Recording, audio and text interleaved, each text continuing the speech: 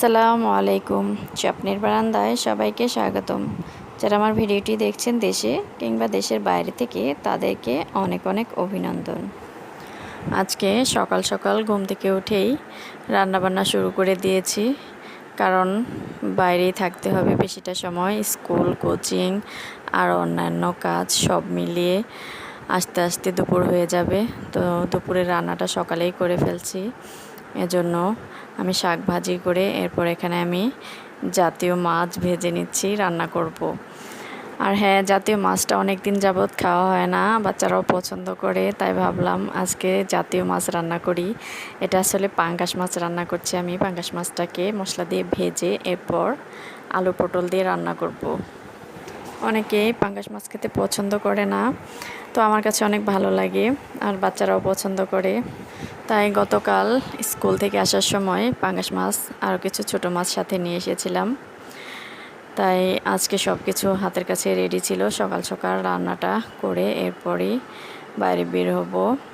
আর এই পাশেই আমি এখানে মশারির ডাল সিদ্ধ করে দিয়েছি, ডালটাও রান্না করে ফেলবো। তো আমার প্রিয় ভিউয়ার্স ভাইয়া আপুরা, যারা আমার ভিডিওটি দেখছেন, এই পর্যন্ত যারা দেখেছেন, যদি ভালো লাগে প্লিজ আমার চ্যানেলটিকে সাবস্ক্রাইব করে পাশে থাকবেন এবং পাশে থাকা বেল বাটনে ক্লিক করে অলে ক্লিক করে দেবেন। এতে করে আমি পরবর্তীতে যখন ভিডিও আপলোড করব, সে ভিডিও নোটিফিকেশন সবার আগে আপনার কাছে পৌঁছে যাবে। আর যারা অলরেডি এই কাজটি করেছেন, তাদেরকে অসংখ্য ধন্যবাদ আমাকে সাপোর্ট করার জন্য। আসলে অনেক ব্যস্ত হয়ে পড়েছি, ইউটিউবে ভিডিও করা আসলে খুব কঠিন হয়ে যায়। আসলে ভিডিওটা করা যায়, কিন্তু সব কিছু মিলিয়ে ভিডিওটা রেডি করার সময়টাই আসলে ধৈর্য থাকে না। সময় যদিও বা থাকে, ভিডিও রেডি করার সময়টাই মনে হয় যেত আলসেমি সব চেপে বসে। তো যাই হোক, তারপরেও চেষ্টা করছি নিয়মিত ভিডিও আপলোড না করলেও একদিন পর পর চেষ্টা করি ভিডিও আপলোড করার।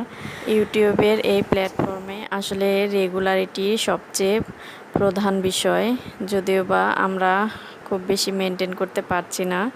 রেগুলারিটি না থাকলে ইউটিউবে আসলে সফল হওয়াটা অনেক লং টাইম বা লং প্রসেস হয়ে যায়। তো যাই হোক, আমার জাতীয় মাছগুলো ভেজে আমি এরপর এখানে মশলাটাকে কষিয়ে নিয়েছি আর আলু পটল দিয়ে দিচ্ছি এই জাতীয় মাছ রান্না করার জন্য। তো আমার ভিউয়ার্স আপু ভাইয়ারা, আমার ভিডিওটি দেখতে থাকুন, আর বেশি বকর বকর করলাম না। সবাই পাশে থাকবেন। আল্লাহ হাফেজ।